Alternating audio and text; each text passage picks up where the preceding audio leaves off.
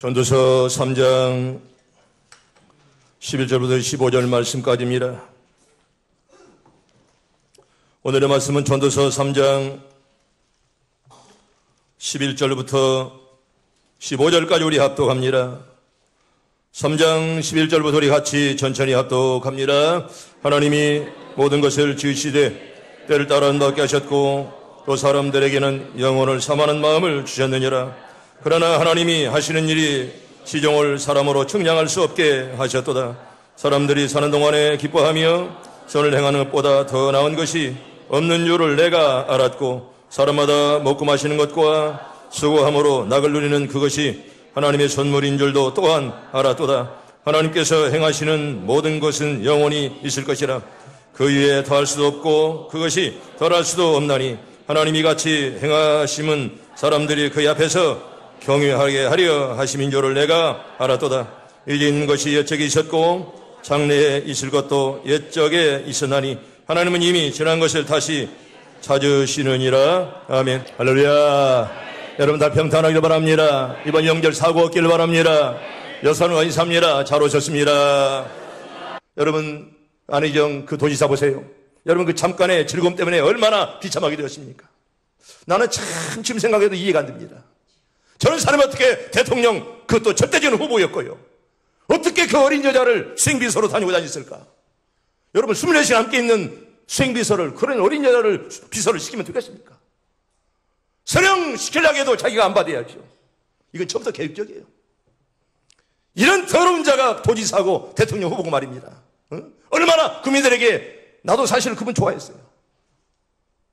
여러분 수행비서가 어린 여자를 수행비서로 두었으면 그거 사고 안 나겠어? 이인호 비대장로 당신은 사고 안 나겠어? 아무리 아들이 셋이라도. 여러분 보세요. 처음부터 시험 들려고 작정한 거예요. 여러분 수행비서는 24시간 함께 있답니다. 그런데 여자를 쓰면 쓰겠어. 그리고 그 어린 여자를. 처음부터 틀린 거야 그 사람은. 응? 감옥에서 잘 계시는지 얼마나 불쌍합니까? 순간의 쾌락 때문에 일생을 팔아버립니까? 여러분 고통과 즐거움은 잠깐이에요. 여러분 꼭 그것 때문에 여러분들이 거기에 눈을 돌리지 마시고 하늘나라를 여러분 꼭 바라보기를 바랍니다. 세 번째는 셋째 문은요 중앙통로를 연결하는 문인데 그 밑에는 오직 중요한 것은 영원한 것이다 이렇게 새겨져 있습니다. 여러분 세 번째 문은요 중앙통로를 연결하는데 그 문 밑에는 오직 중요한 것은 영원한 것이다 이렇게 써 있더랍니다. 여러분 중요한 것은 영원한 것이다. 여러분 고통과 즐거움 잠깐입니다. 그런데 여러분 영원한 것은 여러분 영원한 것인데 이게 바로 중요하다는 것을 거기에 문에 딱 써 있다는 그런 말입니다. 여러분 인생에는요 사는 것과 주는 것 단 두 가지만 중요한 것 많이 있다는 말이 있습니다. 여러분 인생 그렇잖아요. 주는 것과 사는 것 그것밖에 없습니다. 이 두 가지 중에 사는 것도 중요하건만은 주는 것도 참 중요하다 그런 말입니다. 여러분 할 수만 있으면 멋지게 아름답게 잘 죽기를 바랍니다. 여러분 멋지게 죽여야지요. 행여나 사고로 죽든지 병으로 죽지 아니하고 우리가 정말 이렇게 믿음 생활 잘하다가 자연적으로 이렇게 하나님께 부름받아야지. 여러분 그렇게 여러분들 다 위해서 기도하길 바랍니다. 여러분 그런 죽음을 가질 수 있도록 여러분 기도해야지요. 왜냐하면 죽는 것이란 죽는 것 자체로 끝나지 않기 때문에 그렇습니다. 여러분 우리가 죽음의 영원한 삶이 다시금 시작되는 것입니다. 또 이렇게 죽음과 함께 시작되는 영원한 삶도 두 가지로 나눌 수가 있습니다. 하나는 영원한 죽음에 처해지는 영벌이고요. 또 하나는 영원한 삶을 누리는 영생 두 가지입니다. 여러분 글자는 하나 차이로 돼 영벌과 영생이 얼마나 엄청난 차이가 있습니까? 사람은 누구나 죽음의 이 두 가지 가운데 하나에 살고 어떤 사람은 영벌, 하나는 영생 두 가지로 나누게 되는 것입니다. 그런데 바로 그걸 결정하는 것이 이 땅에서 우리의 삶이라 그런 말이에요. 이 삶을 통해서 영벌이냐 영생으로 나누어진다는 그런 말입니다. 밀란 대성당의 세 번째 문에 적힌 글도 바로 이러한 마지막 시기를 어떻게 준비해야 되는가를 교훈하기 위해서 쓰인 그런 경고라고 생각이 되어집니다. 이런 면에서 볼 때 사람에게 영혼을 사모하는 마음을 주셨느니라. 아멘. 따라합니다. 사람에게 영혼을 사모하는 마음을 주셨느니라. 여러분 11절 말씀이 굉장히 중요합니다. 11절 우리 하나님께서 사람들의 영혼을 사모하는 마음을 주었노라 이렇게 말씀을 합니다. 여러분 이런 마음이 있기에 우리는 늘 힘들고 어려워도 하나님을 바라보면서 우리가 믿음으로 살 수가 있잖아요. 아멘. 오늘도 주님만을 바라보길 바랍니다. 따라합니다. 인생은 누구나 영혼을 사모합니다. 우리의 영혼을 사모하는 것이 인간의 하나님 주신 마음이다. 그런 말입니다. 얼마 전에 어느 기독교 단체에서 설문을 조사했습니다. 그런데요, 25%의 교인들이 기도를 하지 않는데요. 여러분, 25%는 10명 중에 4명이 기도하는, 2명 반이 기도 안 하면서 교회를 다닌다는 그런 말입니다. 35%의 교인들이 성경을 읽지 않아요. 10사람에 3사람은 성경 없이 이렇게 교회를 다닙니다. 60%의 교인들이 신앙관계 서적을 1년에 한 번도 읽지 않아야 합니다. 70%의 교인들이 교회 활동을 유면합니다. 그냥 왔다가 그냥 가는 것입니다. 85%의 교인들이 한 명의 영혼도 전도를 못했다는 그런 이제 설문이 있습니다. 다시 말하면 10사람 중에 9사람이 전도를 않는다는 거예요. 그러면서 이렇게 교회를 다닌다는 것입니다. 여기서 주목할 만한 사실은요, 그런데 하나같이 100%의 교인들이 다 천국에 가겠다는 그런 마음은 다 가지고 있다는 그런 마음이죠. 전도 없지요, 기도합시오, 성경 보지 아니하지요, 또 이렇게 헌신하지 않으면서 천국만 가고 싶다고 하는 사람들이 거의 100%가 된다는 것을 어떤 설문조사에서 우리가 본 일이 있습니다. 여러분, 여기 주말 사실 영혼을 갈구하는 그런 마음, 주님을 잘 섬기는 가정이 있었던 일을 하나 소개합니다. 남편이 부인에게 이렇게 말합니다. 자기는 부인으로부터 받은 결혼반지 안쪽에다가 어떤 글을 새겨 놓았다는 것입니다. 부인이 좀 보여달라고 했으나 남편은 이 다음 어느 때에 보여주겠노라고 하면서 항상 반지를 끼고 있는데 그 안에가 뭐라고 써있는데 부인에게 끝까지 보여주지 않더랍니다. 부인은 궁금했건만은 볼 수가 없었죠. 반지를 끼고 있는데 어떻게 그 글을 볼 수가 있습니까? 그러나 세월이 흘러 오랜 세월을 흘렀습니다. 성실하게 믿음을 지켜 잘 살던 남편이 먼저 하늘나라에 가게 되었습니다. 평생을 서로 사랑하고 존경하며 살아온 이 부부의 이별하는 장면은 하나님의 은혜를 그대로 느끼게 하는 아름다운 그런 장면이었습니다. 얼마나 이렇게 남편을 먼저 보내면서 얼마나 아내가 섭섭해하면서 아름다운 그런 이별의 장면들을 온 사람들이 보면서 하나님께 영광을 돌렸다고 합니다. 남편이 차가워지는 손가락에서 반지를 빼어서 부인이 이렇게 보니 거기에 이렇게 써 있더랍니다. 당신을 사랑했습니다. 하늘에서도 만납시다. 한번 따라해 볼까요? 당신을 사랑했습니다. 하늘에서도 만납시다. 이런 고백들 다 있길 바랍니다. 철천지 원수 잘 갔다. 여러분, 얼마나 시원한 사람들 아마 여기에도 있을지 모르겠어요. 여러분, 부부가 아름답게 살아야 됩니다. 당신을 사랑했습니다. 하늘에서도 만납시다. 하늘에서 만나지. 내가 저 인간을 또 만나. 여러분, 이런 얼마나 불행한 그런 가정이겠습니까? 여러분, 먼저 성경 하나 볼까요? 우리 모든 인간은 영생수를 갈망합니다. 우리 요한복음 4장 14절 우리 천천히 봅니다. 시작. 내가 주는 물을 마시는 자는 영원히 목마르지 아니하리니 내가 주는 물은 그 속에서 영생하도록 솟아나는 샘물이 되리라. 아멘. 내 마음속에 여러분 샘물이 터지길 바랍니다. 흘러넘치길 바랍니다. 샘물이 나리라. 얼마나 아름답습니까? 크리스찬들이 언제나 늘 기뻐하고 찬양하며 내 마음속에 울려 퍼지는 그런 샘물 같은 그런 은혜가 여러분 이번 명절에 여러분의 가정에 가득하길 바랍니다. 두 번째로, 죽음의 직전에서라도 영생 얻기를 원하는 것이 바로 인간 아니겠습니까? 우리 누가복음 23장 42절, 우리 43절, 2절 우리 천천히 같이 봅니다. 시작. 이르시되 예수여, 당신 나라 임하실 때 나를 생각하소서 하니 예수께서 이르시되 내가 진실로 내게 이르노니 오늘 내가 나와 함께 낙원에 있으리라 하시니라. 아멘. 한쪽 강도는 이렇게 마지막 죽을 때에 죽으면서라도 예수를 몰랐던 사람이 주님을 보면서 나를 기억해달라, 이렇게 그가 마지막 순간에 이런 기도합니다. 여러분, 하나님의 은혜 아니면 어떻게 그가 그런 기도할 수 있습니까? 그때 우리 주님께서 말씀하십니다. 오늘 밤에 네가 나와 함께 낙원에 있으래. 이 말은 천국에 간다, 그런 말입니다. 성도 여러분, 우리 모두는 다 오늘 밤 죽어도 천국 가는 줄로 믿습니다. 이게 바로 신자의 기쁨이기에 우리는 힘들거려워도 우리는 늘 기쁘게 살아갈 수가 있습니다. 유명한 비틀 마샬 목사님께서 세상을 떠날 때 이야기를 하나 소개합니다. 마샬 목사님의 죽음이 가까웠을 때 부인이 눈물을 흘립니다. 목사님은 빙그레 웃으면서 내일 아침에 다시 만납시다 라면서 돌아가셨다는 거예요. 내일 아침에 다시 만납시다, 이렇게 유언하고 죽었다는 겁니다. 목사님이. 여기에서 부인은 여기서 믿음의 용기를 얻어서 나의 남편은 목사였다, 이런 책을 써서 유명한 베스트셀러가 되었습니다. 참으로 나의 남편은 목사였노라, 이런 책을 그가 썼습니다. 남편에게 감동했다는 것입니다. 남편이 비록 목사였건만은 그 남편이 훌륭했다는 것입니다. 그래서 그 제목이 나의 남편은 목사였다, 이런 책을 써가지고 여러분 정말 미국의 유명한 베스트셀러가 되었습니다. 그래서 그 사모님은 이제 글을 써서 여러 권의 책을 내요. 미국의 유명한 작가로 이렇게 등장을 하게 됩니다. 그녀는 책을 쓰게 된 동기를 이렇게 말했습니다. 나는 남편이 떠나는 바로 그 순간에 하늘나라를 확실히 알게 되었고 거기서 받은 영감과 감격이 그녀로 하여금 글을 쓰게 만들었노라 이렇게 그가 고백하고요. 피터 마샬 같은 사람은 죽음에 대해서라도 보통 때처럼 그저 갑니다 또 만납시다 하며 잠깐 이별처럼 생각하고 있다가 이렇게 떠났다는 그런 말입니다. 그래서 믿는 사람들은 장례식이라고 사실은 그래서 말합니다. 믿지 않는 사람들은 영혼이 끝났다고 해서 연결식이라 말하건만은 그런데 우리 믿는 사람들은 연결식 아니라 장례식이라 이렇게 말해요. 왜 또 만나기 때문에 바로 그렇습니다. 한번 헤어지면 끝나는 것이 아니라 또 만나기 때문에 우리는 장례식이라 그러고 믿지 않는 자들은 연결식이라 이렇게 말을 하는 것입니다. 우리는 분명히 잠깐 이별하는 것입니다. 이것이 주님께서 우리에게 주신 약속을 붙드는 그런 신앙이죠. 그래서 성경은 죽은 사람을 뭐라고 그러죠? 잠잔다 그래요. 죽었다고 말하지 않습니다. 이제 잠잔 사람이 이제 아침이 되면 일어나는 것처럼 일어난다, 잠잔다 이렇게 말씀하는 것입니다. 따라합니다. 하나님의 약속은 틀림이 없습니다. 하나님의 약속은 그대로 이루어집니다. 믿어지면 아멘. 믿는 대로 될 줄을 믿습니다. 하나님의 약속은 여러분 절대 틀림이 없습니다. 그래서 성경은 죽었다 말하지 않아요. 잔다 그럽니다. 왜? 또다시 일어날 사람에게 잔다 이렇게 말하고 우리는 연결식이라 말하지 않고 뭐라고 말한다고요? 장례식이다. 왜 또 말란 자에게 그렇게 우리가 서로 말씀하는 것입니다.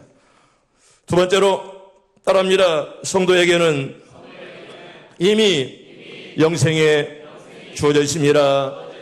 여러분 이렇게 우리는 지금 뭐 구원받은 거 해야 이미 구원받은 자이고 우리는 앞으로 천국 갈 자가 아니고 이미 천국에 들어간 자라 이렇게 우리에게 성경은 말씀을 하죠. 영생이라는 것은 우리가 죽으면 그때 비로소 시작되는 것이 아닙니다. 참으로 회개하고 죄사함을 받고 거듭나게 된 사람은 거듭난 그때 이미 영생, 다시 말하면 하나님의 생명을 얻게 된다 이렇게 우리에게 성경은 말씀을 합니다. 우리 성경 볼까요? 요한복음 5장 24절 유명한 말인데 우리 천천히 봅니다. 시작. 내가 진실로 진실로 너에게 이르노니 나 듣고 또 나를 보내신 이를 믿는 자는 영생을 얻었고 심판에 이르지 않으니 사망에서 생명으로 옮겼느니라. 아멘. 여러분 여기 바로 이미 우리에게 영생이 주어졌다. 이미 사망에서 생명으로 옮겨졌노라 이렇게 말씀을 합니다. 그래서 여기에서 보면 영생을 얻은 것은 미래가 아니라 과거사입니다. 이미 얻었다 그런 말입니다. 사도 바울은 디도에게 이렇게 말합니다. 이 영생이 영원한 때부터 전부터 이미 약속하신 것이다 이렇게 말하죠. 우리가 모태 만들어지기 전부터 이미 하나님 우리를 이미 예정했다 바로 그런 말입니다. 그리고 고린도 교인들에게 이렇게 말합니다. 그 생명이 이미 그들 안에서 역사한다 이렇게 증거하고 있습니다. 바로 이 점이 예수님을 믿지 않는 사람들과 예수님을 믿는 성도들 사이에 결정적인 차이다 그런 말입니다. 세상에서 믿지 않는 사람들은 결코 세상 그 무엇으로 채울 수 없는 이제 영혼을 사모하는 그런 마음만 있습니다.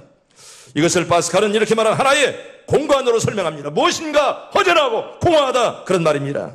바로 이러한 공간이 있기에 믿지 않는 사람들은 한없이 절망하며 한없이 이렇게 한탄합니다. 이걸 채우기 위해 한없이 방황도 합니다. 각종 종교에서부터 세상에 어떠한 것들로 그 영적 허기를 달래보려고 얼마나 저들이 노력합니까? 자살하는 사람들조차 있습니다. 하지만 성도는 이 땅에서부터 이미 영생을 수여한 사람들입니다. 영혼을 사모하는 마음을 끝없이 가져되 그런 영적 허기는 우리는 사실 없습니다. 이미 그 안에는 예수 그리스도를 믿음으로 말미암아 주어진 생명으로 영생으로 우리 마음속에 가득 차 있고 내 자신에게 이미 영생에 주어졌음을 알고 또한 여러분 그것을 누리는 여러분들 다 되길 바랍니다. 나는 이미 하나님의 자녀다. 하나님의 아들 딸이다. 여러분 우리가 이렇게 확신하면서 나는 누가 말해도 하나님의 자녀요. 아멘. 이런 고백이 있길 바랍니다. 하나님의 자녀이기 때문에 하나님이 책임져요. 누가 여러분 우리를 감히 마귀에게 우리가 빼앗길 수가 없습니다. 성경 볼까요? 예수님께서 영생을 주었으니 우리 손에서 뺏을 자가 없노라 이렇게 말씀을 합니다. 우리 요한복음 10장 우리 28절 우리 천천히 봅니다. 시작. 내가 그들에게 영생을 주노니 영원히 멸망하지 않을 것이요 또 그들을 내 손에서 뺏을 자가 없느니라. 아멘. 여러분 마귀가 절대 절대 마귀가 여러분들을 죽음으로 끌고 갈 수 없습니다. 우리는 하나님을 믿는 자고 하나님의 자녀이기 때문에 하나님이 지금부터 과거는 물론 지금도 물론 미래까지 하나님이 다 책임져 줄 줄로 믿습니다. 우리는 여러분 절대 그까지 걱정하지 마시고 우리는 죽음에 와도 하나님이 책임져 주시니 나는 걱정할 수 없노라. 여러분 그렇게 고백하시길 바랍니다. 두 번째로 영생은 우리의 주 예수 안에 있습니다. 여러분 예수 안에 영생이 있지 예수를 떠나서는 여러분 절대로 없습니다. 성경 뭘까요? 로마서 6장 23절 봅니다. 시작. 죄의 삭은 사망이요 하나님의 은사는 그리스도 예수 안에 있는 영생이니라. 아멘. 한번 다시 볼까요? 로마서 6장 23절 시작. 죄의 삭은 사망이요 하나님의 은사는 그리스도 예수 우리 주 안에 있는 영생이니라. 아멘. 영생을 여러분 가졌음을 믿길 바랍니다. 나는 영생의 사람이고 또 하나님의 자녀고 하나님의 이제 자식이다 그런 말입니다. 우리로 영생 얻도록 예수가 이 땅에 오셨잖아요. 우리 요한복음 우리 3장 15절 볼까요? 요한복음 3장 15절 시작. 이는 그를 믿는 자마다 영생을 얻게 하려 하심이니라. 아멘. 여러분 이 땅에 주님이 오셨습니까? 우리에게 영생을 얻게 하려고. 아멘. 여러분 믿는 대로 다 될 줄로 믿습니다. 미국에 예수를 잘 믿는 아내를 준 술 수정뱅이가 있더랍니다. 여러분 이렇게 정말 아내는 예수를 잘 믿는데 남편이 늘 술 주정뱅이고 이러면 얼마나 가정이 고통스럽겠습니까? 어느 날 친구들과 술을 많이 마시고 나서 주중에 하는 말이 내 아내는 아무리 내가 술 취해서 오함중에 들어가도 친절하게 맞아주고 술상도 차려달라고 하면 차려주고 내 발도 씻어주고 아주 친절하게 서비스를 잘해준다고 이놈이 이렇게 친구들에게 자랑을 몽땅했더랍니다. 술 먹고. 정말 그렇다면 우리 모두 술 마시고 밤늦게 쳐들어가자고 친구들이 그렇게 서로 이렇게 작당을 했더랍니다. 그래서 친구들이 서로 같이 술을 잔뜩 취해서 이제 함께 집으로 가서 그런데 그 사람이 여보 술상을 차려보라고 음식을 차려오라 별별 요구를 다 해주더랍니다. 거짓말이 아닌 것을 알고 그 다음날 친구 중 하나가 이렇게 물었더랍니다. 어떻게 그 귀찮은 일을 얼굴 한번 찡그리지 않냐고 친절하게 다 해줄 수가 있습니까? 어떻게 그 오밤중에 술 먹고 와도 다 이렇게 친절하게 막 다 해주고 끝까지 이제 발도 다 씻어주고 어떻게 이렇게 할 수 있냐고 물어보니까 저와 제 남편이 예수 믿기 전에 결혼했는데 후에 저는 예수 믿고 구원받았는데 제 남편은 저렇게 예수 안 믿고 방탕한 생활을 계속하고 있습니다. 제대로 살면 내 남편은 영원히 고통을 받는 지옥의 형벌을 받을 터인데 이 세상에 사는 동안이라도 즐겁게 해줘야 할 것이 아닙니까? 그래서 부인이 그렇게 남편에게 잘해 주었다는 그런 말입니다. 너는 죽어서 지옥 가서 정말 수많은 고통을 당할 텐데 살아도 자기가 이렇게 서비스를 해준다는 그런 말을 친구들에게 이 부인이 했더랍니다. 그 친구가 크게 감동받고 끝내는 이가 회개하고 예수를 믿었고요. 결국 그 남편도 예수 믿고 술 끊고 좋은 선도가 되었다는 것을 저는 책에서 이렇게 한 토막을 보았습니다. 이처럼 우리 성도의 삶이 변화되면 우리 가정도 변화되고 우리가 사는 세상도 변화될 줄로 믿습니다. 내가 먼저 변화되면 다 변화되는 거예요. 아멘. 여러분 네가 변화되는 것이 아니라 내가 변화되어야 내가 변화되면 자녀들도 변화되고 아멘. 남편도 변화될 줄로 믿습니다. 여러분들 부모의 자식은 굉장히 중요합니다. 물론 우리가 자식을 내 마음대로 못하지만은 근데 여러분 자식이 잘못되어도 부모가 책임져야죠. 여러분 믿음으로 사는 부모의 자녀는 절대로 타락하지 않습니다. 타락할지라도 또다시 돌아오지. 끝내 잘못된 길로 가는 일이 없다는 것입니다. 때문에 여러분 이 땅에 살면서 우리가 힘들어도 어려워도 믿음으로 바르게 살 수 있기를 바랍니다. 또 하나 볼까요? 우리는 이미 얻은 그 생명을 누리도록 풍성히 우리가 누려야 됩니다. 우리 성경 볼까요? 요한복음 10장 우리 10절 봅니다. 시작. 도둑이 오는 것은 도둑질하고 죽이고 멸망시키는 것뿐이요 내가 온 것은 양으로 생명을 얻게 하고 더 풍성히 얻게 하려는 것이라. 아멘. 따라합니다. 내가 온 것은 양으로 생명을 얻게 하고 더 풍성하게 얻게 하려는 것이라. 성도 여러분 2019년 한 해 동안 저와 여러분들이 생명이 더욱더 풍성할 수 있기를 바랍니다. 우리 주님이 이 땅에 오신 목적을 우리에게 잘 말씀을 합니다. 세 번째로 따라합니다. 성도는 영혼을 살듯이 오늘을 살아야 됩니다. 여러분 과거는 지나갔습니다. 내일은 오지 않았습니다. 오늘 현재 여러분들 최선을 다해 살기를 바랍니다. 나는 꾀부리고 게으르고 하는 사람들을 별로 좋아하지 않습니다. 우리는 최선을 다해 하나님 좋아하시지 꾀부리고 이유되고 하는 거 하나님이 좋아하지 않습니다. 하나님의 사람 토마스 모어가 신앙의 정절을 지키다가 감옥에 갇혔을 때 그 아내와 자식들은 왕에게 항복하라고 사정했습니다. 차라리 당신이 왕에게 항복하시오. 얼마나 고통스럽습니까? 우리는 아직도 오랫동안 함께 살 수가 있잖아요. 그런데 당신은 어찌하여 꽃 같은 나이에 당신과 우리 가족에게 더 비극을 가져오려 합니까? 차라리 왕에게 항복하세요. 가만히 듣고 있던 하나님의 사람 모어는 이렇게 물었더랍니다. 당신은 내가 앞으로 얼마나 더 살 수 있으라고 생각합니까? 그때 아내가 말하기를 내가 볼 때 당신은 최소한 20년 이상은 살 겁니다. 이렇게 말하다는 것입니다. 그때 모어가 이렇게 답변했습니다. 내가 20년을 더 살려고 내 영혼을 차라리 포기하느니 차라리 내가 20년을 제가 잊어버리고 나는 영혼을 편을 닦아야겠소 하면서 그가 이렇게 웃으면서 죽어갔다는 그런 일화가 있습니다. 성도 여러분, 하나님께서 우리에게 영생을 주신 것은 단지 수여하고만 있으라고 주신 것이 아닙니다. 바로 그 영생을 소지한 사람답게 세상을 살라 이렇게 우리에게 말씀을 합니다. 바울은 로마 교인들에게 하나님께서 새 생명을 주신 이유에 대해서 우리로 또한 새 생명 가운데서 행하게 하려 함이라 이렇게 말합니다. 여러분, 내가 새벽에도 늘 말씀했잖아요. 여러분, 교회에서 기도와 말씀 듣는 것도 중요하건만은 생활이 중요하다 이렇게 말했습니다. 우리가 기도하는 것도 중요하고 찬송도 중요하건만은 생활이 변화되어야 하나님이 그걸 기뻐한다 그런 말이에요. 아멘. 여러분, 생활들이 다 변화되길 바랍니다. 교회에서 찬송과 기도를 하는 만큼 세상에서 변화되어야 우리 하나님이 좋아하시지. 그저 교회에서는 신앙생활 잘하는 것처럼 보이는데 세상 나가면 아주 못되게 살면 누가 하나님이 그런 사람을 좋아하지 않습니다.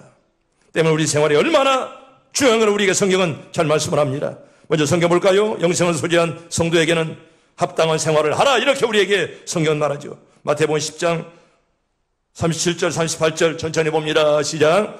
아버지나 어머니를 나보다 더 사랑하는 자는 내게 합당하지 아니하고 아들이나 딸을 나보다 더 사랑하는 자도 내게 합당하지 아니하며 또 자기 십자가를 지고 나를 따르지 않는 자도 내게 합당하지 아니하니라. 아멘.